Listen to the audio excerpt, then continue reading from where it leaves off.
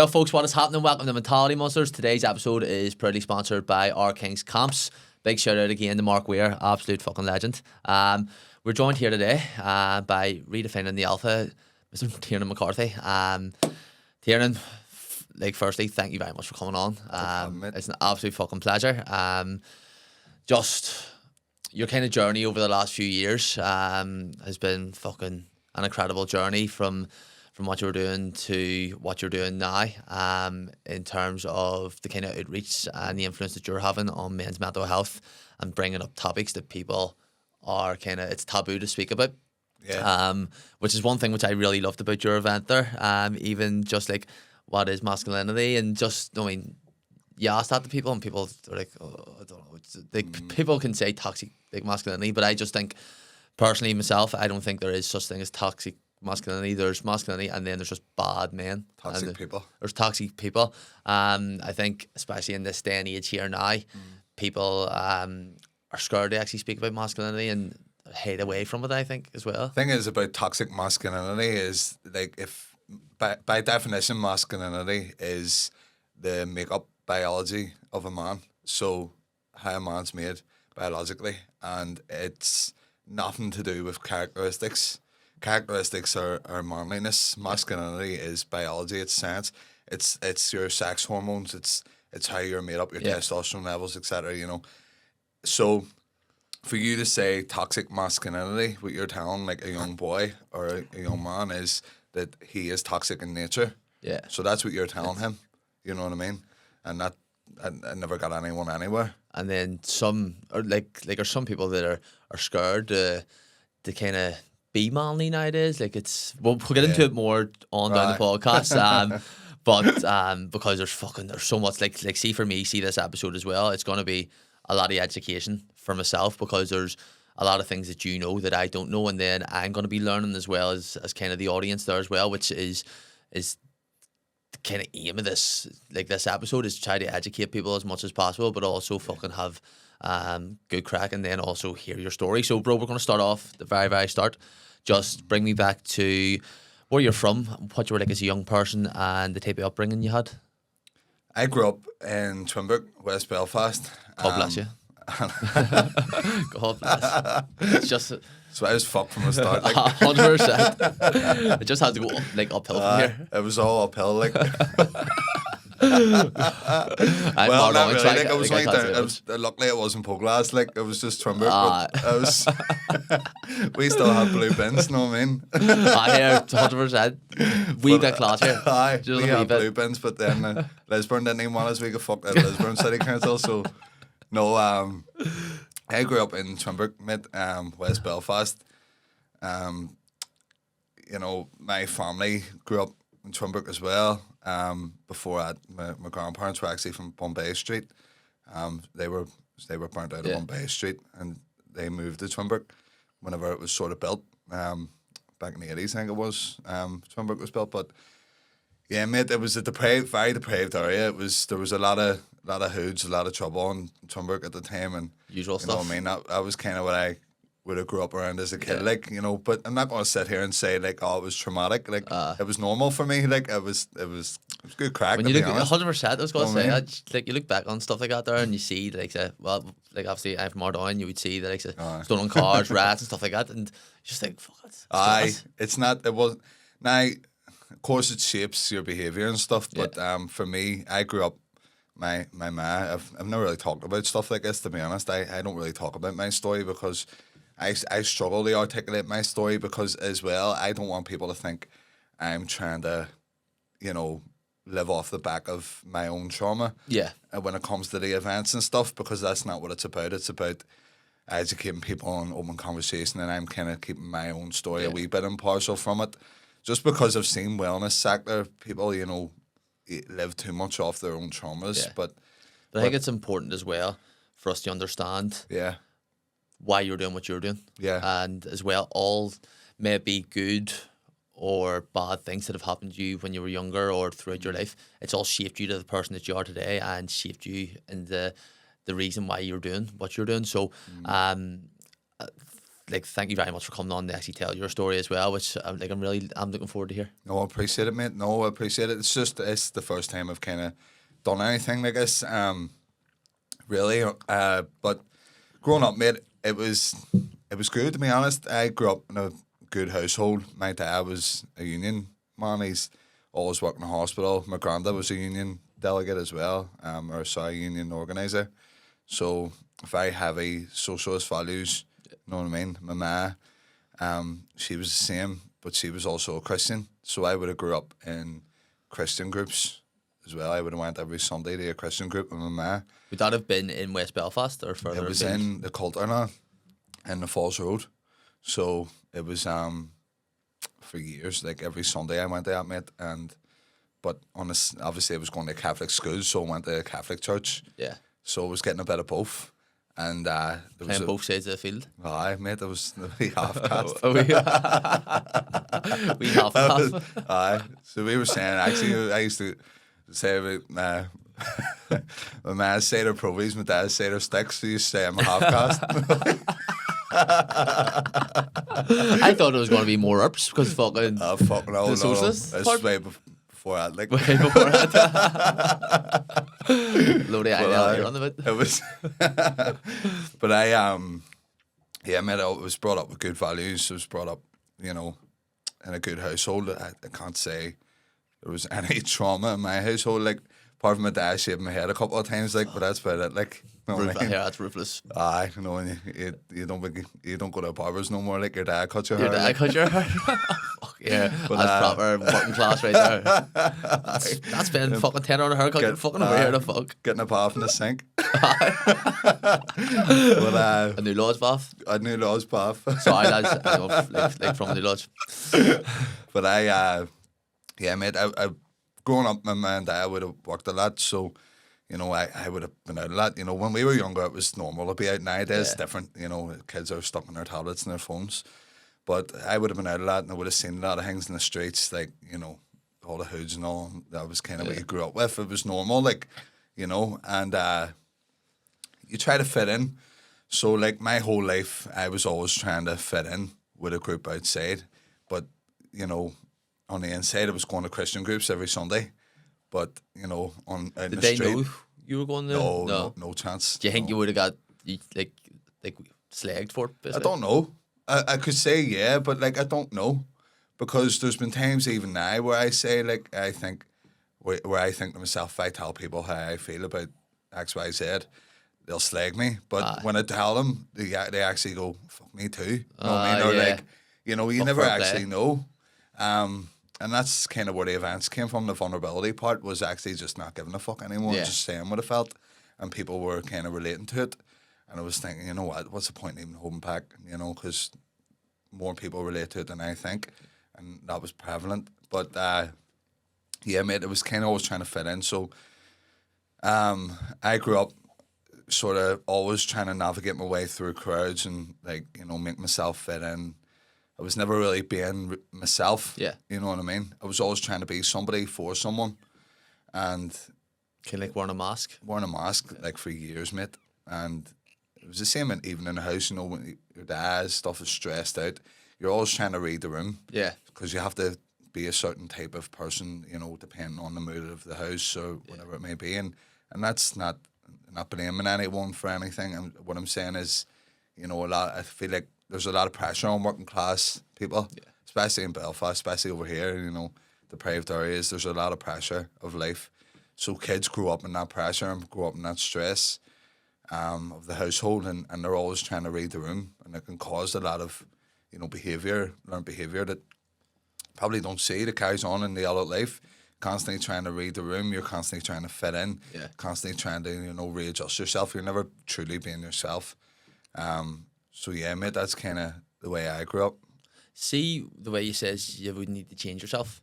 See to try to turn that there into like a positive thing. Do you think you've been able to adapt different? So you've been able to adapt yourself to different scenarios and situations. Like reading the room. Would you say you've been able to carry on? Have you always been able to adapt to your surroundings and adapt to your environment as a person? Yeah, mate, 100%. I actually funny thinking about that, right? An example I'll use, right, and it's a wee bit out there, but I'll say it anyway, right? So I could sit in a party with a load of rockets and Poglas or Trumberg, like, you know, and fit in, no problem. Like, I could do that, and I've done it, right? But I don't want to, but I could. I could do that. 100%. But then I could go to a classy, meeting in Stormont with, like, really professional people, and also adapt and make myself fit in and talk. Yeah. And you're a man of the people, man. It's like, I'm a man of the people, that's what it is. You're just a working class man. Like, mate, but, and I used to think that was, I don't know, I used to, you kind of, but there's a good quote I seen not too long ago. I was actually in The Sopranos. It was on on the wall. It was when he's sitting waiting on his therapist. It says, one man can't wear a mask to the many and one to himself and get bewildered by which one he is, and it's like kind of like you can't pretend to be someone for everybody else, and then when you're on your own, you'll kind of wonder who actually are you. You don't know who you are, and I battle that even still to this day. Sometimes I battle that, and with the events and the mental health stuff and all the rest of it and the coaching, sometimes I ask myself, do I really want to do this, or am I doing this for somebody else? Am I doing this for the wrong reasons, etc. And I try to always kind of ground myself at and ask myself them questions. So that's the dangers of growing up like that, being able to adapt in certain scenarios and trying to fit in every setting, is that you can get a wee bit bewildered to who you actually are, and you have to do a lot of inner work to find out who you are, what you want to do, and I'm still doing that. I'm not going to sit here and say I've reached the pinnacle, because no one's reached the pinnacle of self-actualization, you know what I mean? It's always a journey. You're always continuing to grow, you're learning new things, so your perspective may change on something else, and then that could lead to further change as well. So I think like as you say there, you'll never actually reach that there. It's constant growth and like a constant journey. So we're coming out of here. So we're coming out of kind of your younger years. You're going to school. How did you actually apply yourself in school? Because that there, when you think about how people at that age, so say between start secondary school at 11, you can go on to 18. Between those years, you're kind of drummed into you the entire time that this is going to decide your future. As we know now, it doesn't decide your future, because you can go on to further education, you can go on to do anything that you want. But how did you handle that there, thinking that it's going to define your future, and how did you actually apply yourself in school? So growing in school, like I was a fat kid, right? So I was always heavy, like, I was a fat bastard, like I was wild, you know what I mean? But usually, it was the fat ones are always the funny ones. I just tell people I was bulking for 18 years, you know what I mean? Before just a serious bulk. It was a long term bulk. Jaffa cakes. It was strategic, mate. Straight out the hats, like straight out my mouth. I was on a bulk, like that was me. You know what I mean? Extra milk, the whole lot. No, I mean, you like thinking ahead. You're thinking ahead. Exactly, mate. I told you, like I could adapt. You know I was, but mate, in school I was actually quite smart, to be honest. Like, I don't mean to. Where did you go? Well, I went to St Mark's. It doesn't even exist anymore. Got knocked down in Swinburne, and then I went to Malone College for 1 year in first year. I'll tell you about that. Like, I ended up leaving Malone College. I'm guessing that's Malone Road, is it? Malone College is like finicky. It's an integrated school. But I had to leave because I had a Celtic bag, mate, and they all wanted to murder me. No way. So this was like, I was a big Celtic man, like, and they were telling me, just leave a bag at home. I told my dad was like, nope. It's like, No. you're not going to wear a bag, like. That's an impression to the working class people right there. It was like, stop wearing a Celtic bag. You're joking, mate. No, the worst part is too, we had PE one day, and it wasn't bad enough I had a Celtic school bag. He gave me a fucking Celtic bumblebee bag to bring in for PE. So I'm walking in with a bumblebee bag and a fucking backpack with his bats on it. All the ones from my village now are looking at me going, he's getting it. Like, they were just writing it all down. Two mate, bags. They were chasing me with cable ties already. First year you just bombed it about. Oh, it was bad crack. It was bad. But were you sure it's different now. bullied at no then because of no, I don't think I wouldn't say I've ever been bullied. As I told you, mate, I was able to adapt. So I was always in like the popular crowd in school, always, and it would have been like, you know, I knew how to fit in, and that was it. Some of them were still like close friends, like would be friendly with me now, and you know, but at the time I knew how to fit in, and I wanted to fit in really bad, and that was important to me. But on the side, I was going to church on Sunday, and then I was, you know, it was weird as fuck, mate, in the house. You know, it was like studying stuff and reading about a lot of stuff to do with training, to do with nutrition, to do with, you know, whenever I decided I wanted to change my body and stuff. What age was this here? This was around like 13, 14. 13, 14, you thought yourself, right? Sorted myself and he sorted himself out. And what drove that there? Because as a 13, 14-year-old, it's not a lot of people would... If it was the pinpoint, like one point that changed it, mate, I remember, and this is just me being brutally honest, I was trying to get a pair of jeans, mate, with my dad. And I remember, like, I was trying on jeans, mate, and I was like I wasn't fitting in the jeans, mate. Still don't, but I'm just full of muscle now. Man, it's all about the cargos now. But I wasn't fitting in the clothes, and my dad actually said to me, he was like, "You need to do something. You need to keep going training." I was training my granny's back. My granny had a big plot of land. She had like a gym out the back with like a treadmill and a bench and like 2 dumbbells in it. And I was just flat out, mate, doing the same thing 4 times a week, running for an hour and then doing weights straight after. And in that wee shed. Was there anyone there to gauge you on your training, or was it all just like yourself? All self-taught, right up until I joined the gym when I was 15. Right about my age. Where'd you join? Excel in Derryaghy Cuts. Don't know. Wouldn't have been like familiar with it. Excel is still there now. It's still there now. Ryan McCoy, he trained there as well. His cousin owned it, Tommy, at the time. I know the one you're on about now. I actually seen someone had it on their story, I think, there. Yeah. 2 days ago. Yeah, it's. Because I was going, what the fuck is it? I've always wanted to own Excel. I've always wanted to. I loved Excel, mate. It was my like. I loved it, mate. It was like, you know, that was where I kind of grew up. You know, for years and.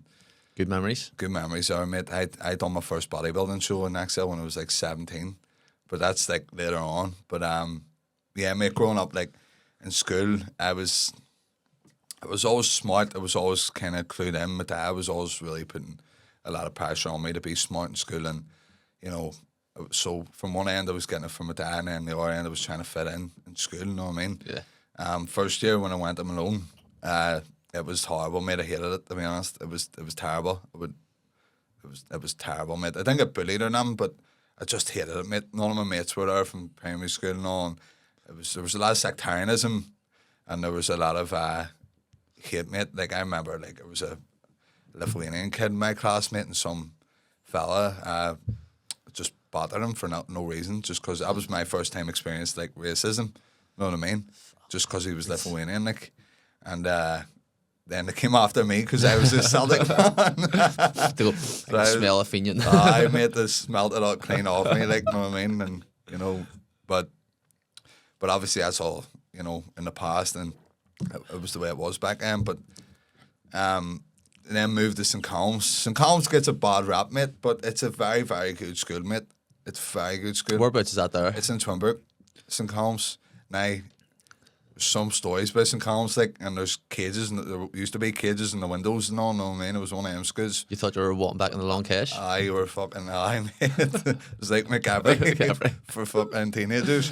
But mate, it was brilliant school, mate, and the teachers were class. Still is now. I worked there for a wee while, doing classroom assistant, and obviously talk about this later on, but I'm planning on bringing Redefining the Alpha into St. Colm's. Fantastic. So, yeah, mate, it was. I loved it there, and you know, about 3rd year, 4th year, that was kind of first time I experienced anyone committing suicide. So there was a guy, Martin Rooney. He was older than us, but I would have played a wee bit of like football with him when I was a kid, when I was really young. You know what I mean? Was he like from Twinbrook?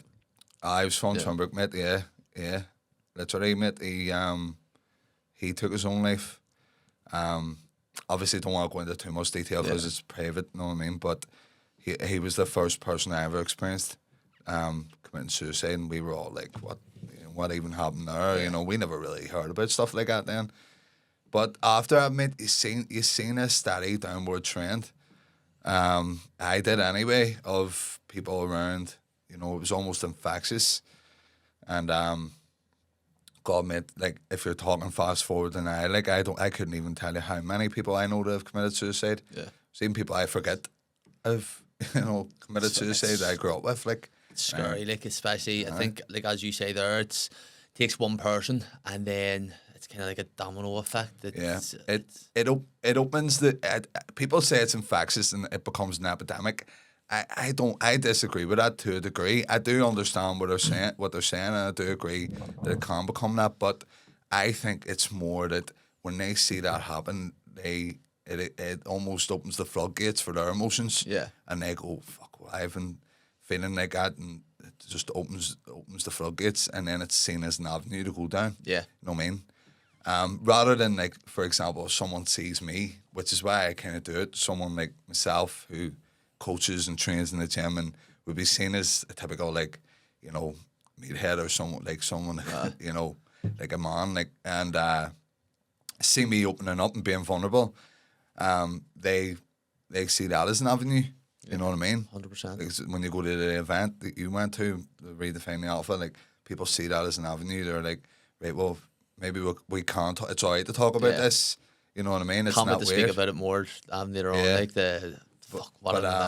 but yeah, mate, that's kind of that was kind of the way I grew up. And I was when I went to St. Colm's, I done my A levels. While I was doing my A levels, I was prepping for a bodybuilding show. I was working in the gym part time. I've always been what a would worker, you like been doing in the gym? Was it reception, or were you actually qualified at that stage?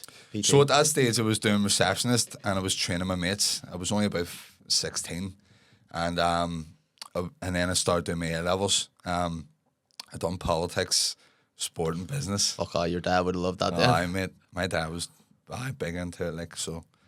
Most of the decisions that I make back then were probably towards my parents, like, you know, which is normal. Like, anyone that says it isn't is full of shit. Was it sports science you done? I done sport studies, just sport studies. I was a BTEC one, like BTEC. Bro, so was I. Went back for 6th year, 3 BTECs. Love it. I was a BTEC, like, so. Yeah, but nothing wrong with it. You know what? Nowadays. But I got all my and I was ready to go to uni. I got offered a spot in Ulster University, like, to do physio, and I turned it down, and I went to be a coach, you know. And who did you do your qualifications through? The coaching qualification, done that through the Met, just done it through Belfast Met, mate, a free one. Me and my best mate. What year was that there? Fuck, Jesus. Because I remember 2014, 15. I went to Belfast Met to do my level 2 and 3. I'd say it would have been back then. How old are you? 28. 28, I'm 27. As a, Probably would have been about do you know then. Paul O'Toole? P.O.? So, P.O. and Al Clinton, all them boys. You know, Jack Daniels, so it was me and him. He befriended with Paul. Me and him done the personal training course for a year, but we didn't do nothing. Like, it was a load of crap. PT qualification is like nothing, mate. You don't really learn anything in a PT qualification. I don't care how much they charge or what they do. You know, you learn through experience, and you learn through, you know, more niche courses. So, like, say for example, you do like a hypertrophy course, you know, it's more niche into that. You learn through that. You learn through the gym floor. You learn through experience, and you have to put yourself through it too. You know, like, I put myself through a lot of different, you know, training modalities, and, like, tried out so many different things on myself before I justified coaching other people. You know. Yeah. So you have to earn your stripes. So PT qualification is nothing. Like, we spent most of it in Castle Court. And in the food court? In Del Piero's, mate. Like, just sitting with our mate working in Del Piero's, and then what do you call it? We done our practical in Shankill Leisure Centre, actually. That's mad. I know. Yeah, that's where we used to do our practical. So yeah, mate, that was the first time I decided to not fit in. when I done the PT course, so when I actually went to be a coach and I turned down uni, that was when I decided I no longer want to fit in, because it felt like I was being myself in the gym. Yeah. It felt like I was authentic, you know, working hard in the gym, training. You know, it was therapeutic for me. It was like, but it was also like authentic for me. Yeah. You know what I mean? All my mates that I was friendly with were out drinking in the street, whatever, doing whatever they were. Sometimes I was too, you know what I mean? But vast majority of the time, mate, you know, I was about 17 right up there, was about 16 right up there, was about 18. Like, I didn't drink at all. I know that's mad, people hearing that, like, but people did drink when we were like 16. It was normal. Like, I didn't really drink at all, and I was always the one in the gym training at night time, opening up at 5 in the morning training. Doing my I was going back and training twice a day and all. It was like, that was me, mate. Like, I loved it, and that was me being authentic, and that was the first time I ever actually went fuck fitting in. You know what I mean? And were you happy at that stage? Well, happiness is an emotion, isn't it? You know what I mean? It's like, I can be happy right now. Yeah. You know, I could go and find a way to be happy. So I when they say like, were you happy?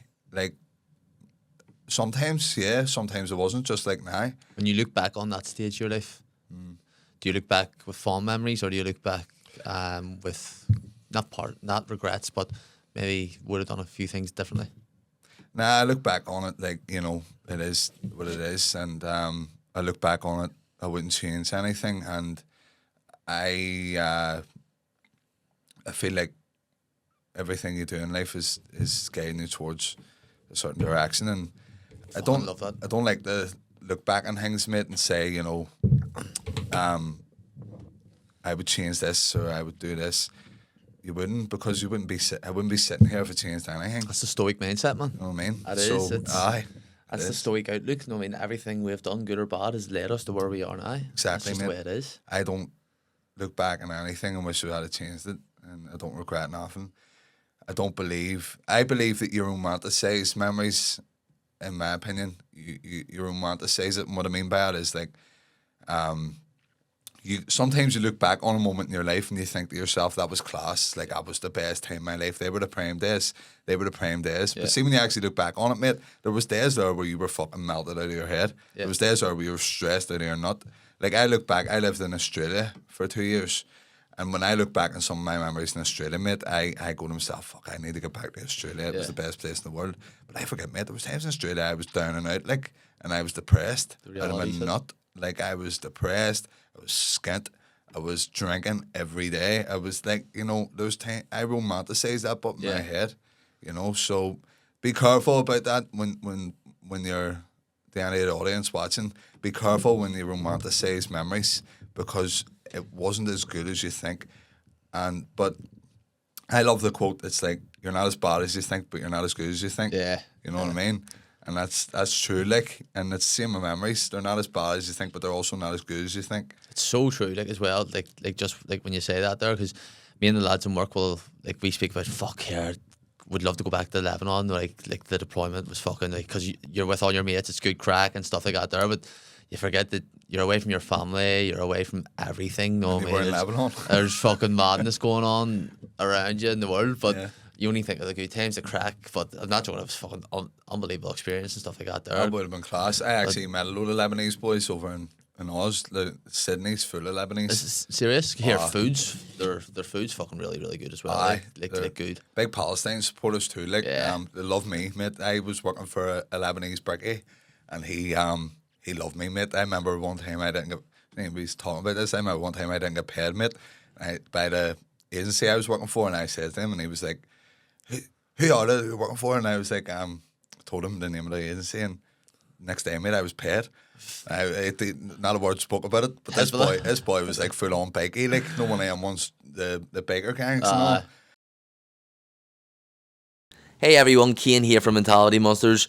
Time to talk about today's sponsor. If you love the thrill of winning big, then you need to check out Our Kings Competitions, the UK and Ireland's top spot for incredible praise competitions.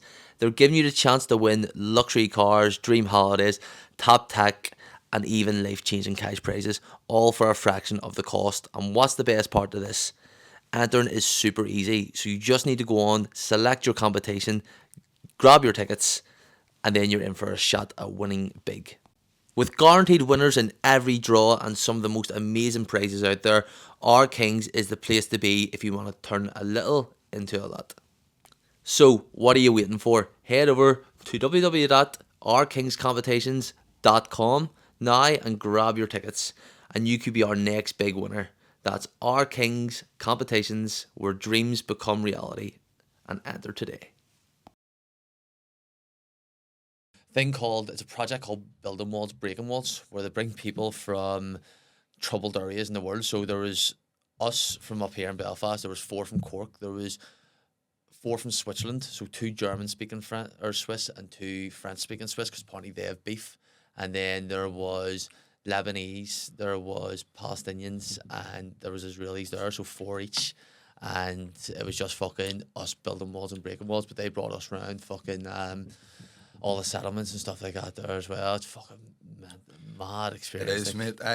I would be a lot more educated on it than most people. You know, I grew up with it, but yeah, my dad would have been very heavily involved in the Palestinian movement. Yeah. From no age, I was, you know, before it was a TikTok thing, I was out, you know, at protests, and I was always an activist, like, you know. So, like, I think the first time that I was actually ever aware of it was the war in 2014, the 2014 war, and that's when I first kind of got my full exposure to it, because I was politically aware about here and about stuff that was going on, because Ukraine and stuff just first started back then, 2014, like 13, 14, and I was very aware of, just in terms of the global influence the Americans and the Russians and stuff had, but that was the first time that I was ever exposed. Like, I remember, do you remember Loki? He's the rapper. Yeah. He brought out Free Palestine, the song, and I had it fucking playing constantly. I still do now. Even in the gym, it's in my playlist to have fucking the 3 of them playing. Yeah. And they got there, and then you start to identify yourself with the movement, with the kind of struggles and the oppression which they have, then the apartheid system. You educate yourself more on that, and then just even the stuff that I saw out there, the mindset of the Israelis towards the Palestinians that we were with. Well. And we were in. So our last night we were in Jerusalem, so we stayed in the Martin Luther hostel in Jerusalem. So it was a Christian, like Martin Luther, the founder of the Protestant faith. Protestant church, yeah. We stayed in a thing named after him. It was in the old town of Jerusalem, unbelievable. So we were there, and then we went out for a few drinks. Ireland played Denmark in the qualifiers for the playoff for I think it was the Euros or the World Cup. And Ireland scored first, and fucking like we were going mental. And then we got speaking to a few Israelis, and they were asking us what we were doing there, telling them. They're like, and then you should have just heard the fucking language they were speaking. Like, I wouldn't even say it on this year, just about the Palestinians. And we had Palestinians from the West Bank there with us as well, and it was just very used to it. It was mad. And then my mate, I'll not name him, he ended up battering one of them. And then fucking it was absolutely madness. Like, it was just fucking he went off for rails a few times during that thing. It was fucking, you know what, mate, but my dad has been involved Palestine a lot of times, and I actually would text the wee lad from Palestine quite often on my socials. You know, we Motaz, he stayed with us over here a lot of times, him and his brother. Fuck, that's unreal. His brother got kidnapped by the Israelis when he was like 13.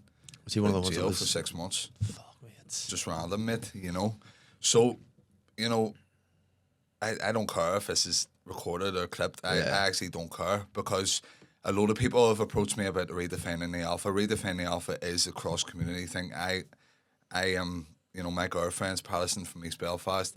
You know, like I'm not sectarian. You know what I mean? Yeah. Doesn't mean anything to me. Religion, skin color, none of it means anything to me. But there's right and there's wrong, and I've had a few comments before of people saying, "Be careful about the Palestine thing with Redefining the Alpha, because you're going to cut your audience." And I honestly couldn't give a fuck. I actually couldn't care. It's not the audience you want. See if anyone has a problem with my stance on this issue with Palestine. I don't care. Yeah. I actually don't. And it's not a political issue, mate. It's not. Yeah. It's a humanitarian issue, And I've been saying that from day one. You know what I mean? So anyone that has a problem with the stance I have on the Palestine issue, feel free to just not come, like, or feel free to make a fake account and comment or whatever. I don't care. Like, it doesn't mean anything to me that people like that don't support me or don't. Like, I'm losing out on sponsors and stuff like that, you know, who could have helped me. But at the end of the day, mate, sticking to your principles and your values. Your morals and your values are all you have. You know what I mean? You can, you know. It says a lot about you as a character, and like something that just confuses me so much is, do you ever see like in certain areas just around all the north, like there is Israeli flags flying, and you're just like, it's just a complete lack of education around the actual subject matter. It's because it's not even just that. It's also because every single issue that's brought to the North of Ireland is turned into a them and us. It's like if we had a Burger King flag up, the other side we put up a McDonald's flag. It's you know, like it always has to turn into a them and us issue. Yeah. You know, and my dad, actually, I remember my dad, I never forget it when I was a kid, right? Stephen Nolan came to my house, right, to do a TV show with my dad. And the TV show was basically where they got a fella from the Shankill and my dad had a debate, right? And I forget what the debate was about. I was very young at the time, but I remember he came up to my house, mate, TV crew and all, we were upstairs, and it was about 10 minutes, mate, and they were leaving. And I went, what happened? He was like, it's not happening. And Stephen Nolan wasn't too happy, like he was leaving, whatever, and your man, he brought up the debate, my dad was shaking my dad's hand, talking away to him, and left. And I remember my dad saying to me, my dad said to me that he sat them down and he tried to get them to debate, right, on the flag issue, something like the flag issue, something like, it was one of them orange-green issues, right? My dad said, like, you know, say his name was, I know what his name was, Martin or something, said, like, Martin, he's trying to get us to debate each other on an issue that affects the both of us. We're both working class men. We both want to provide for our families. Don't let him do this. He's trying to make a show out of us. And your man turned around and says, he's right. No, like, you're not making a show out of us. You know what I mean? And my dad got into it a wee bit, was like, he's sitting there with his, whatever, I don't want to say too much about Steve, know what I mean? But he basically said, doesn't matter what flag you believe in, doesn't matter what, if you're also Scots, doesn't matter if you're Irish, doesn't matter what the fuck you believe. You're a working class man, first and foremost, and that's all that matters. And my granda and my dad would have represented both working class Protestants, working class Catholics. It didn't care. It didn't matter, because both of them were just trying to provide for their families. All right, all the political stuff and all the stuff outside that's way beyond a lot of people's control. Yeah. But what they can control is how to show up for their families and how to provide, and that's just my stance on it. So. I believe it's a government issue when it comes to all that stuff, you know, where you say about the Israeli flags and all. Yeah. Because our government is built to turn everything into a they, them, or sorry, they, us. It's how they stay in power. It's how they stay in power. So, what do you expect? You know what I mean? Yeah. As Mo Cara says, I think they were interviewed by Vice, and he says that we have more in common with a working class man from the Shankill than a rich Catholic from fucking Malone Road, stuff like that there. And it is like every single one of us go through the same struggles, know what I mean? The worry of paying bills, trying to make it in this world, know what I mean? The social expectations now, like everybody has everything on social media and people are competing, and the government is. Did you ever see your man on the Late Late Show in Dublin? Yeah. And he speaks about the class, like they're trying to divide us, and we're competing for resources, and it's the bankers and the upper class pitting us against each other. And I think out there, like I'd say your dad would be along the lines of that there man there, and just the way he spoke was fucking so beautiful. Yeah, it's like proxy war, you know what I mean? That's what it is. It's divide and conquer, like, and you see it happening with the whole immigration issue and all, man. And you know, it's weird, mate, and it's constant. It always. But that's where self-awareness becomes very important, and people, not believe it or not, need to realise that, like, the whole mental health issue that I speak about with Redefining the Alpha, like the self-awareness part of it, right? It's very important when it comes to these issues, because if you're not self-aware, you'll act emotionally, and if you act emotionally, you know, say you see a video of an immigrant beating somebody up in the street, you're going to emotionally start collectively punishing all immigrants. Yeah. Just the same way you do whenever you see an orange man playing a flute outside a Catholic church or something. You're going to collectively punish Protestants. Or you see an Israeli soldier as well, you know, doing what they do. We don't need to even fucking tell people what they do, but you'll collectively punish Israelis. And I actually know some Israelis, mate, and I know a lot. I also my dad would be quite friendly with the Jews for Palestine movement. The girl who got lifted with a bank machine with a sticker would have been friendly with her. And you can't never collectively punish. Always be self-aware. Don't judge out of emotion, and don't act out of emotion. Once you start acting out of emotion and you start judging people based on an emotion that you have, or collectively punishing people, you've lost. 100%. Like, you've lost. The Stoics teach you that there as well. It's not acting like with emotion, because that's when you're given that, say, topic or issue the power. Something has power over you, or someone has power over you, because you're acting with emotion. We went down kind of a route that I didn't think we were going to go down, but it was a good topic. It's a relative thing to speak about, or a relevant thing to speak about. Apologies, but we're going to just go in here to. You're very vocal about mental health. You're very vocal about men's mental health. Mm-hmm. Can you tell me about your experience with mental health? What's kind of drove you to go down the direction that you're going down now? In terms of my experience with mental health, growing up in a deprived area, mate, you know, like, I grew up very, growing up in a Christian faith, it makes you very self-aware. I don't know how to explain it, but it does. It just makes you very self-aware. You're more in yourself. And I grew up like that, and I grew up constantly questioning myself, like, why do I think things? Why do I behave this way? Why do I do what I do? And human behaviour was always like an interest in me. Psychology was always a wee bit of an interest in me, to be honest, as a teenager, without really knowing it. And growing up in a deprived area and seeing, like, you know, suicides, seeing, like, the way, how destructive, you know, my mates were with themselves, with drugs, with drink, violence, and it made me question, why do people think the way they think?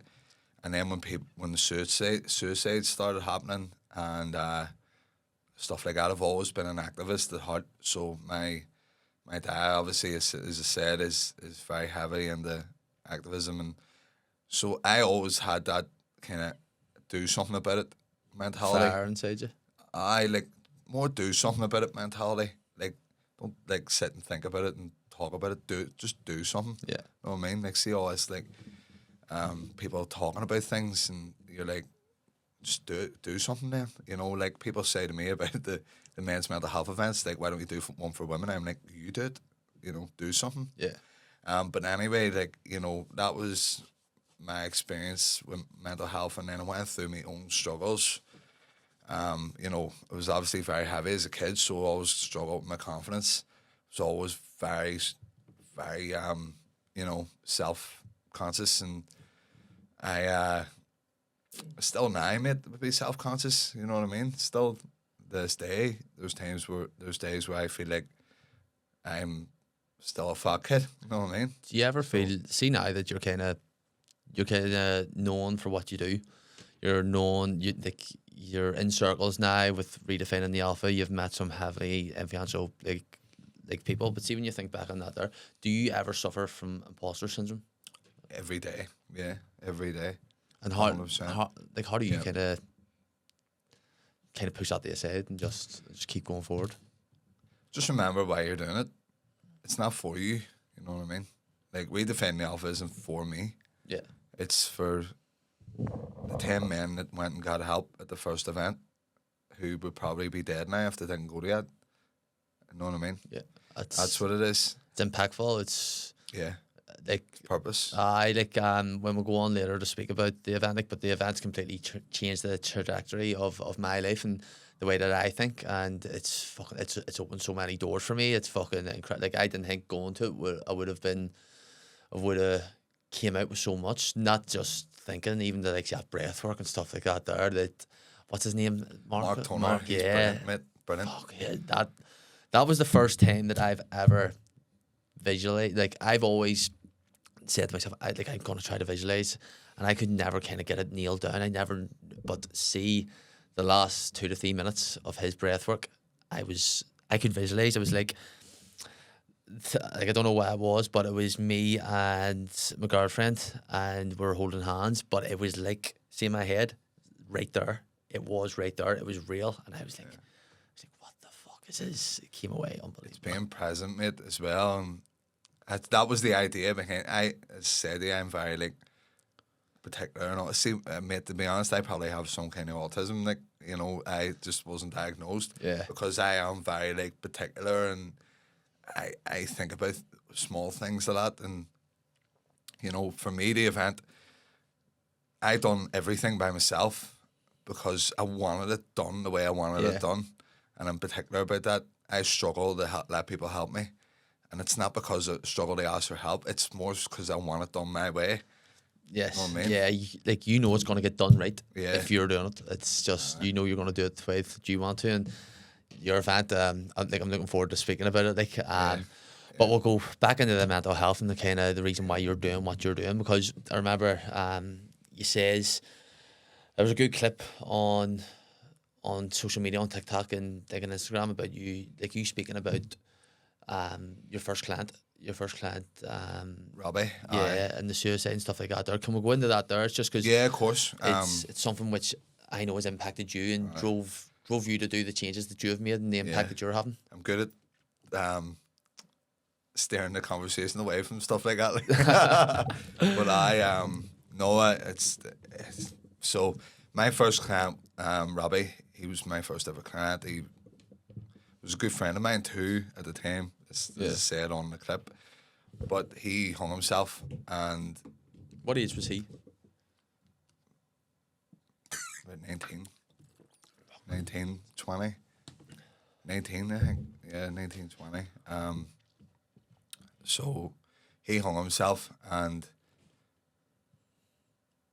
my other friend, Daggy hung himself as well, who I grew up with. He was actually more or less family to me, because our families were kind of married in. So he was kind of family to me. He worked with my godfather as well, and he took it really bad. You know, the whole community just took both of them deaths really bad. And another fella that I worked with on the door by Caine, he hung himself. And this was all in like the space of like 8 months, mate. It was a wee bit. And I seen all of them the night before it happened, you know, kind of. And I don't know, mate. It was just like I felt like I had to do something about it. I didn't really know how to. I wasn't like, you know, majorly close with these people. I've never really been majorly close with anyone, to be honest with you. I've got one best mate, and you know, that's probably the closest person I'm closest to. But I felt a wee bit responsible for them because I seen them the night before. You know what I mean? I felt like could have done this, could have done that, and then when I went to their funerals, you know, some of their parents and stuff would have lent on me a wee bit and asked questions to me, because I was actively trying to do stuff. So I raised money for the funerals. I put on a big event in the Davnies with Paul Hughes, actually, the fighter. Paul Hughes came down, held pads and all, and UTV News came down, interviewed me and all. I raised money for their funerals. I got guest speakers down from organisations. I basically redefining the alphabet. This was my first draft. The origins of it, yeah. But I wasn't me at that time, mate. Like, after it, I was straight into Davnies on it. You know what I mean? Yeah. I wasn't fucking in any headspace to be doing that. But I was like a high functioning. That was how I dealt with things, mate. By working and by distracting myself. But, yeah, mate, it was, you know, I was always trying to do something about disasters or, like, catastrophic events. Any traumatic event in my life, like any, like, death, you know, loss, grievance, you know, like I dealt with it by distracting myself by doing something. I thought, like, right, I can fix this. You know what I mean? I can fix it by doing this. This is how I'll make amends for it. I'll do this, raise money, bang, put on an event, help people. Helping people was my way of doing it. And that's not a bad way to do it, you know what I mean? I'm not going to sit here and say you shouldn't do that. I think you should do that. But you should also let yourself feel things and allow yourself to feel sad, to feel emotional, you know, and vulnerable.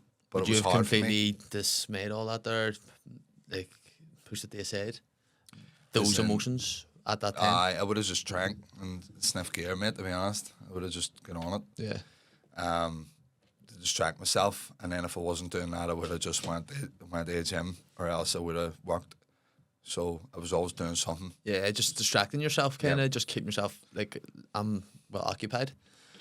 Most men's worst nightmare, mate, is being in a room on their own for 20 minutes. Yeah. Like literally, like they can't cope with that. I know a lot of people like that, and that was me. I couldn't be on my own. I couldn't be not distracted. Otherwise, I would have to think about things. It wasn't until I was in a position where I had to think about things that I, did. When did that position come? I was in Sydney during lockdown when I moved to Australia. So I moved to Australia to try and run away from everything, to be honest. I moved to Australia when I was 21. I told my ma before I left, I was like, I don't know if I should go. I said, I think I should stay and keep doing these events and all. Yeah. That's what I said.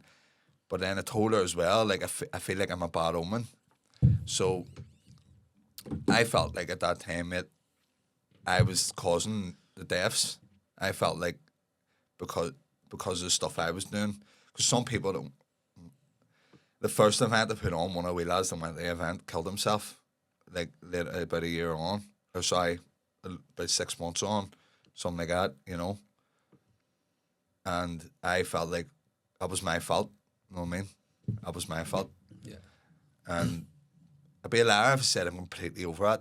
Like, I am more understanding of it, but like there is part of me that still does question that a wee bit. Some days, depends on the emotion on the day, because emotions are a powerful thing. They can make you think things that aren't real. But yeah, mate, I felt like I had to stay and do what I was doing, and my ma told me to wake up. Just said, like my ma actually told me that she used to pray to God when I was born that I would be protected from the madness of the area that I was growing up in. And my ma's a big believer in God and stuff, and But anyway, that was kind of what led me down the mental health route, mate. And then I moved to Australia. I was loving life, but I was drinking and partying flat out. You know what I mean? Yeah. I was always distracted because Australia's class for quick dopamine hits, because they're everywhere. You go to a beach, you go anywhere you want. You go to drink, there's bars everywhere, there's food places. It's all new. Everything's a dopamine hit. Like I've heard it's very expensive. It can be, but I landed myself in a good job. Like I was on like $3,000 a week, $4,000 a week. I was on a building, a union site, so Lovely.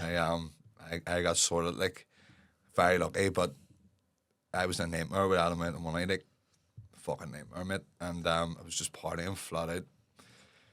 But Is the culture as lockdown big happened. out there? The drinking culture? Oh, mate, drinking culture out there is worse than here, in my opinion. Because it's sunny all the time, so it's like Yeah. fucking you've got an excuse all the time. Oh, mate, Aussies are wild for the swell, like, all they do is swell. Like, literally, building site, construction, all they do is drink. It's wild. So, anyone who thinks they're running away from here, partying here, to go to Australia, like, I'm telling you, you'll end up worse in Australia if you're not careful.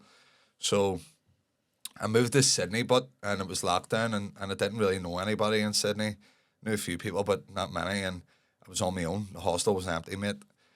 Funny story about that, actually, there was an Israeli kid in my hostel, and my age, like, and I didn't mention him about the Palestine thing, but the moment I did, his attitude changed towards me. Yeah.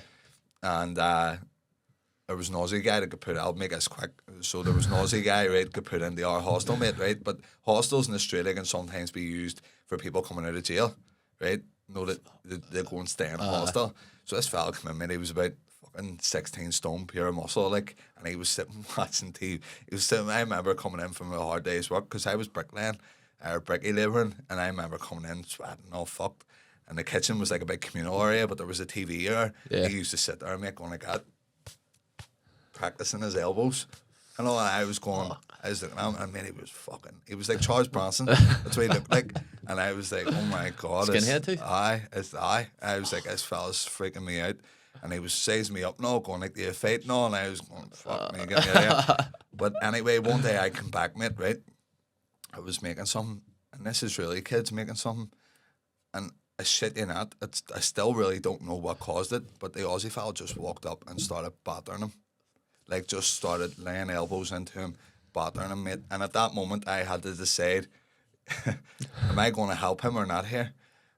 Obviously, I did. I didn't even really think about it. I jumped straight in, mate, and grabbed him. And whatever happened. I don't want to get into too much what happened. But it didn't end well for him. Like, it was over, and then he was being restrained by a couple of people because a couple of people came up after I got him off.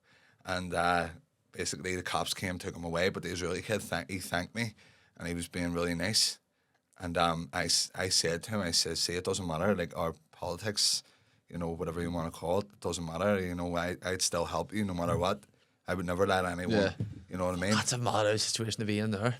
It is, mate, but it's like, I suppose that's not like a major situation, but like it's, you know, it's like Che Guevara says, like an injustice. Yeah. The one man's justice, injustice to every man. You know, it's like so, your man sounds like the type of person you'd be at a party and you'd be sitting there laughing and he'd turn around and go, "Here, lad, you're laughing at me." Oh, the Aussie guy? He is. Just one of them ones, you're like, "Oh, fuck, what are these people?" Now I'm worse than a party, you're sitting there having the crack and someone goes, "Here, lad, you laughing at me?" And you're just like, it's like, fuck, you guys caused porno out of his head. Mate, he was a fucking rocket. He was a rocket. And I was waiting on him doing something to me, mate. I kept my door locked, no, but I know, but he was going anyway. I think, trying to remember his name, I think it was like Buddy or something. His name was Buddy. Eddie Elf, fuck's sake. He went down the wrong path. Aye. He was Santa threw him out. Mate, he just walked out with no top on. Like fainting kicks and like throwing elbows and all. He told me he done Muay Thai and all competitively, and I was like, but he was full of shit. In his own head. Aye. He was one of them ones played the UFC on a PlayStation. Let on, he fucking maniac.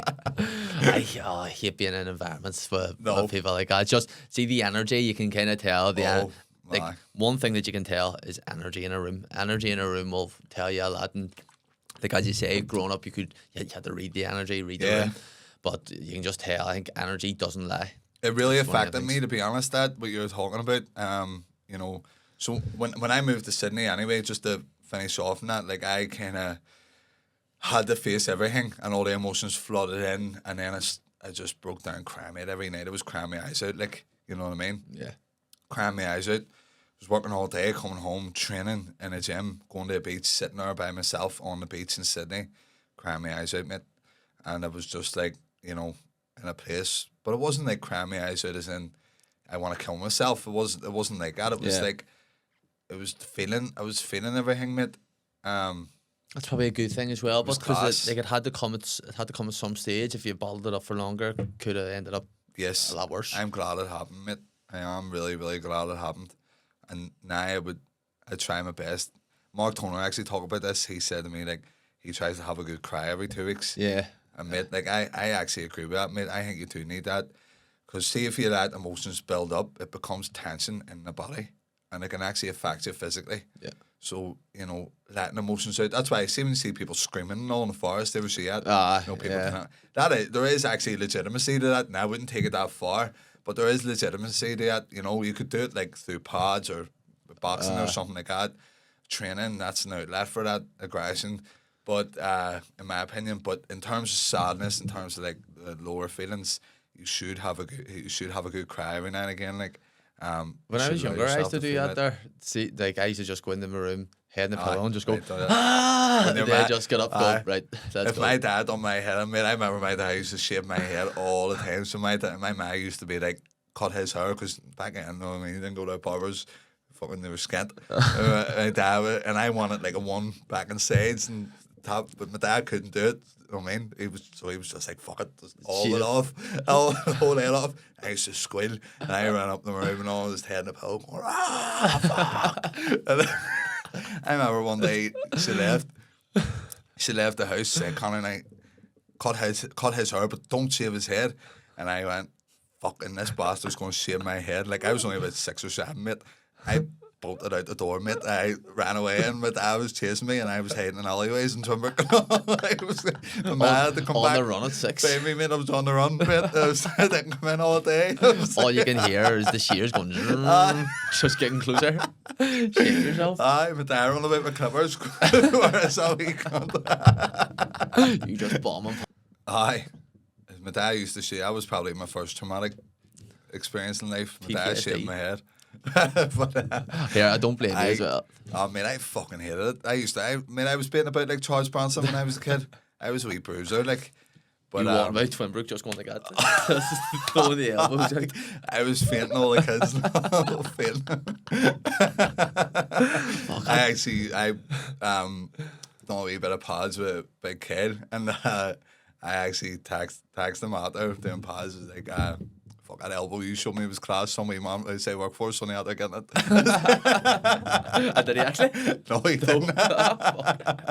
No, but see when you come out of like situations like that, you're going to yourself like, fuck, I ain't actually good at that. No, you want to try that out. Did you ever see that video of getting the better of me? there's like an advertisement where the man just slapping every man and kid. It's you just going up a Springfield Road, just elbows every cunt. I know. My part is the first smack you probably get would probably bother you. Man, Smith culture's down. It is down. It's sad to see. Like, It's different smack culture now. Like, oh man, 100%. Like all we want are X tracksuits and all, but they all have the same haircut, like heavy on top and just skin fade in the side.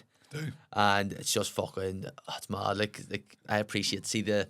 Smicks now would have been called Space Boys back in the day. Oh, like. 100%. Like see the older hoods that are in their 40s. Aye. And there's like jeans with a pair of Nike 90s. And then like a Lacoste polo, and I just look at them, just go there. They're carrying the flag. They're the OGs, like the old guard. They are the OGs. They're brilliant. Bro, we'll kick in here to you coming back from Australia. Oz and why you came back and what you kind of done when you did come back. Yeah, so my visa ran out, mate. If I spoofed my visa and got caught, and they told me I had to come back. Whole mad story about it, but I'm not getting into this, but mad. But I basically had to come home and there was no avenue. There was an avenue to stay, but it would cost me a lot of money. Yeah. And I was willing to do it. You know, I wanted to stay, I'm no word of a lie. I had a dream, mate, that I had to come home, and it was about helping people, mate. And like, I thought to myself, you know what, maybe going home won't be so bad. Maybe I should go home and carry on the work I was doing before I left. I can go home and I can do X, Y, Z. I had all these plans, mate. I started journaling when I was in Australia the last couple of months because I moved back to Melbourne. I was living with my best mate, Jay, at the time. He's a Scouser. We had a wee dog. Like, life was good, mate. I was working in a gym out there called Iron Viking Gym. It was a class gym. So my life was starting to come together, and this curveball came, and I kind of sat and journaled one day, as I did every day. And I thought to myself, right, what's my plans when I get home? I won't do this, I won't do that. This is what I want to do. So I said to myself, I won't go back to certain environments. I won't end up in certain situations like I did before I left. That was like my non-negotiables I wrote down, and I said to myself, right, remember this. Because that was how I felt in that moment. So anyway, I came home, surprised the family, mate. When I got home, that list just went out the window. Like, I was doing everything I said I wouldn't do. I was back in the environment. I was back sucked into the party life. Yeah. I was sucked back into old habits, old mindsets too, very close-minded. Felt like I was back in a bubble again, and it really did affect me mentally. Really, really did. Like, I was depressed out of my head for 2 to 3 years, you know. Yeah. All I wanted was to go back to Australia. I was so depressed, mate, and I was coaching again, and I hated it. Didn't even enjoy coaching anymore, mate. I really didn't. And I've loved coaching my whole life, but I didn't get no enjoyment out of it. Didn't enjoy the gym when I was in. I didn't enjoy the environment. Didn't enjoy some of the people around me. Didn't enjoy the partying. I was just doing it to distract myself and numb myself. And that was a couple of years into that, mate, me coming home from Australia. That's when I really, actually, for the first time in my life, felt like I wanted to kill myself. Like, I remember, like, I was partying for like 2 days, mate. And you know, my visa wasn't. I found out I was banned from Australia for 3 years. So I got word back that I couldn't get a visa. I went partying for 2 days, and about a week after, I was partying for 2 days. So it wasn't like, you know, immediately after, but a week after, I remember I was just coming home to my flat I was staying in, and I was just sitting there, mate, going to myself like, I probably just kill myself now, like, and it wouldn't really faze me, like. I didn't plan it or anything, but you know, I did. I just wanted to end it, mate. Suicidal thoughts have been something that played on me from then, every hour week. You know what I mean? Every hour day, like, and nobody would have knew. There's times where I was walking up a top road and all, mate, just going to myself, I could just fuck myself in front of this bus. I wonder if I would feel it or not. You know what I mean? Yeah. It's like I'd probably be quick. You know what I mean? Yeah. Whatever is quickest, like, and yeah, mate. It was a very, very tough time. And then something happened to me in the gym that I worked in at the time. A sort of betrayal happened. I won't talk too much about it, but something happened. And like, basically everyone sort of seen like parts of me that I didn't want people to see, in terms of like my journal, through my journal. Yeah. You know what I mean? Like, people had, that had been exposed, and at the time I was in a relationship, and then that relationship broke down. So I lost kind of the gym I worked in. I lost my friends because I kind of felt like I couldn't trust them anymore. I lost my partner at the time. So I was kind of left just in a space where, and then I had to move back home into the bargain. I moved back in with my dad. So I was just in a space where I was like, life is going backwards here for me. I was skint. I wasn't making any money, but I was still managing the party. And I remember just going like, I just need to fucking kill myself here and hurry up and do it. But I never planned it, but it was just in the back of my head. So, you know, I can kind of guess that the next question will be like, what kind of brought me out of that? And yeah, there's always kind of, well, not always, but there can be an event or something like that there that you always hit rock bottom, and then you end up going, right, this is when I needed to actually, because I've had it myself, I've done really, really stupid, bad things, which has drove me to actually make the changes which I made. Did anything like that happen to you, or was it just me switching the head? yeah, mate, it was like, you know, my wee brother,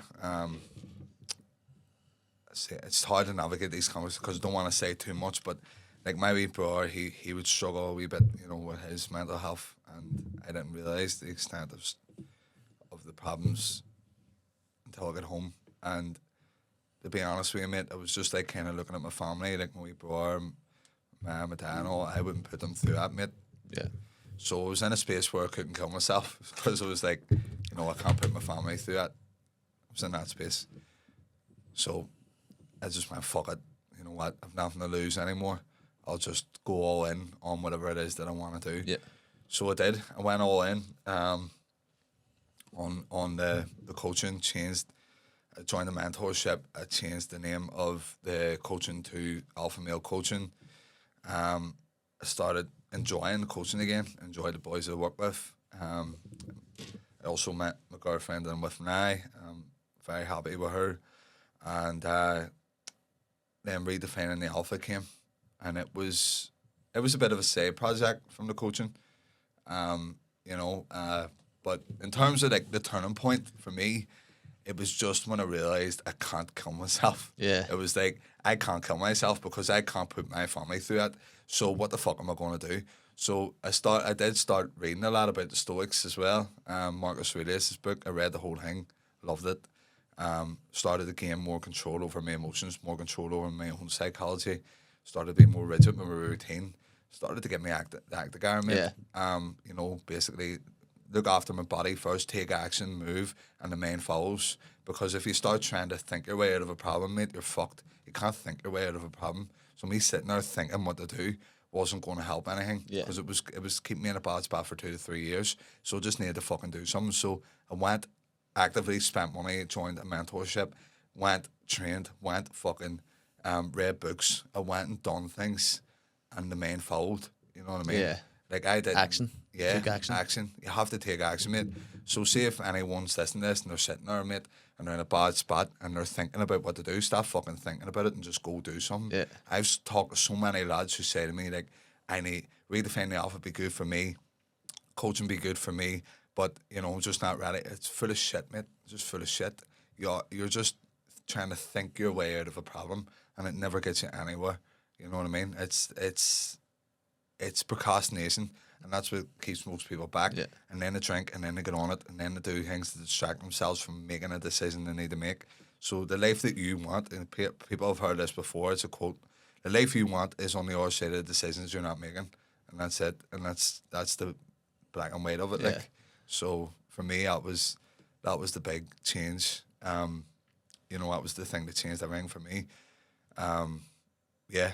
I love how passionately you spoke about that there.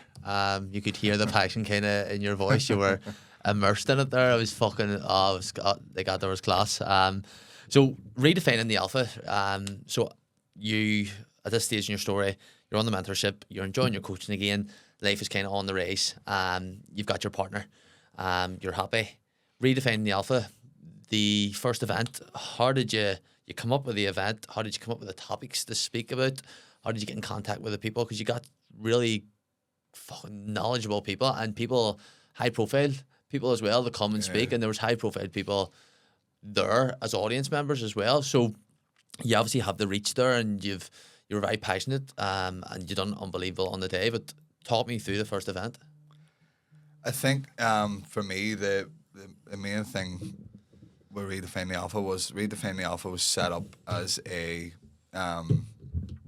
side project. It was supposed to be just a podcast, but then I thought to myself, I went to an event in the waterfront. It was a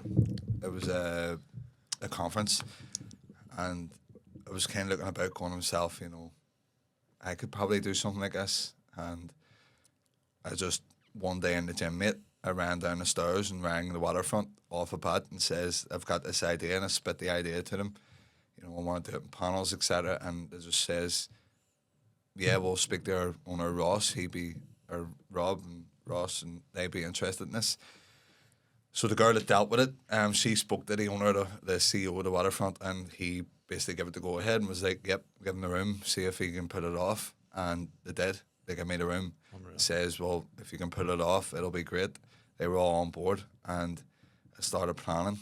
In terms of where the idea come from, like, just thought to myself, you know, like, live podcasts are class.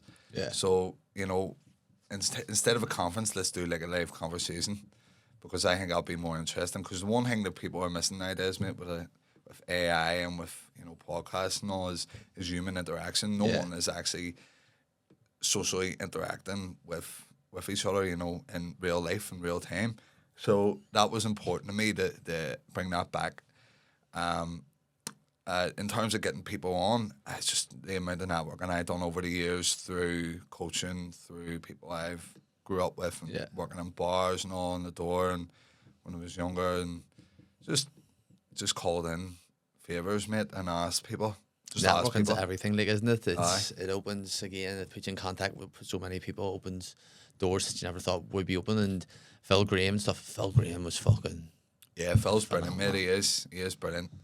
But I think the most important thing about Redefining the Alpha is that you don't agree with everyone. Yeah. It's important that you do that. It's important because people nowadays are very uncomfortable with sitting in a room talking to someone they don't agree with. And that needs to be brought back a wee bit. You know, so it's open conversation, diverse opinions, and there's no attachment to one method. And that's important to me, because I don't want it to be a biased, you know, event, something that, you know, is seen as being biased towards breathwork or biased towards spirituality or God. And I think we're open to everything, you know, as long as it helps. So it's an open conversation. It's storytelling. It's a space for men to feel like they can open up and talk. And yeah, mate, I suppose it's networking, but it's genuine networking too. It's not like bullshit networking. You know, I've been to some networking events, and I'm like, you know, it's just there's waste of time, mate, waste of energy. Whereas there, it's like effective human connection. You're building relationships. You're not networking. Yeah. You know, networking can be fluff sometimes, but building relationships, that's important, you know. I text Phil about a few hours after the event and asked him to come on the podcast. Just said to him that, like, I listened to you at the event, it was unbelievable, and he says he's agreed to come on. It's just, again, trying to get dates to coincide with each other, which is probably fucking the hardest thing about a podcast, is just trying to get dates that work for everybody. But even see the organisation that you like done with, am I correct in saying West Wellbeing? Is that they're the... Yeah, so I went to West Wellbeing for counselling. When I was at my lowest, I actually went and got help. I went to therapy. That was another one of the actions that I took. Yeah. I went and got help. And there's no shame in that, mate. I remember walking into the West Wellbeing with my hood up and all, like, mate, like, I didn't want no one to see me, like, I was fucking squandered, mate. And when I got in, I just broke down, and, like, that was a big step for me. But see now, mate, I still would go to therapy, like, and I was just walking in, like, talk away to people and all, and if anyone asked me where I'm going, I'd be like, I'm going up to counselling, going up to therapy. There's nothing wrong with that. Yeah. Because I can't normalise it. Yeah, I can't preach all this and then not feel open enough to say that I do it myself. Or, 100%. you know, so yeah, mate. West Wellbeing is affiliated with it, but you know, Redefining the Alpha stands on its own as well. You know, it's its own entity. Yeah. So yeah, that's the idea. I'll always donate to charity. West Wellbeing will always be a part of it too.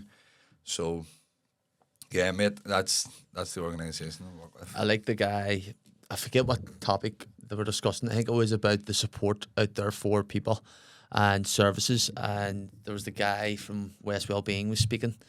I forget his name. Gareth. McCord. Yeah. And then there was, him. And then the guy at he was at the far end.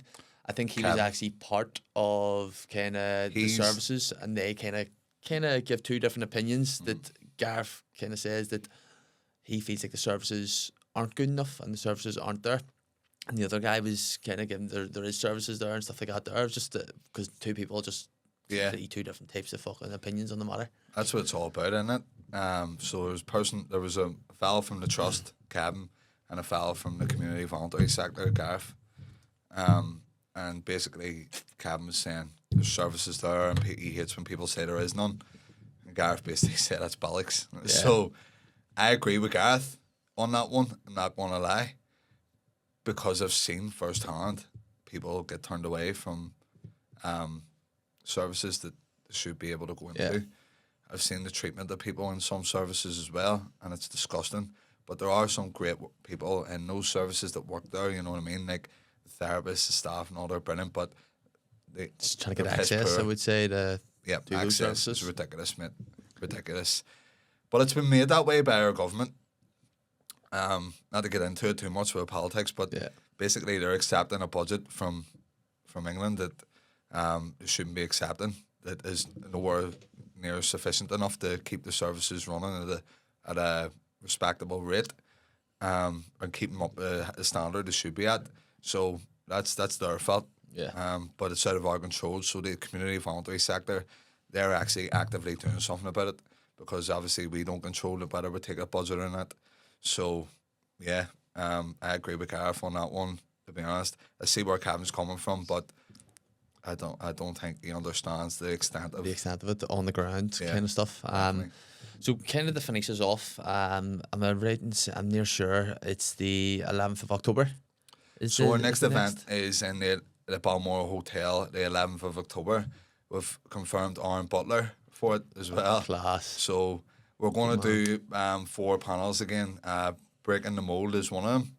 So it's basically about guys from West Belfast who broke their mold and got into a career that's not really normalised in West Belfast, like comedy and even acting and stuff. So yeah, that's the plan for it. Try and get see Anthony Boyle. You need to get Anthony Boyle. Aye, that'd be good. Actually, I've been in touch. We got Lola Pedigree up for the Out of Darkness walk I was organising. So unreal. Yeah, it was big plans for this one, and then we're doing the Waterfront again in January 31st.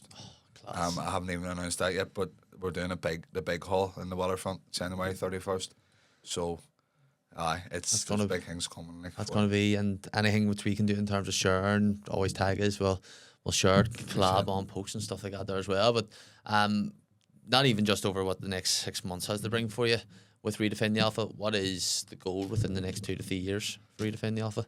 Next 2 to 3 years, the goal is to I want to do 4 events a year, and I want to bring it into schools as well as a workshop. So I've designed a workshop for Redefining Alpha for young men, boys and men, where we're bringing into schools like a 4-week course, where we go around, we sort of reflect on masculinity, what it means to young people now to be masculine, who do they look up to, who do they see as masculine, and get them to reflect on that and open the conversation for young men in deprived areas, and also teach a wee bit of emotional awareness, self-destructive behaviours, and ask them who they want to be, not what they want to be. I think that's a big thing. Yeah. You're always asked when you're a kid, what do you want to be when you're older? But no one asks you, who do you want to be? Like, who do you want? What's the characteristics you want to have when you're older? So that's what the workshop's about, and that's what I'm kind of designing at the minute. Unreal, brother. Thank you very much for coming on, bro. Absolute fucking Mate, all pleasure. good. Cheers. Unreal. Thank you, mate.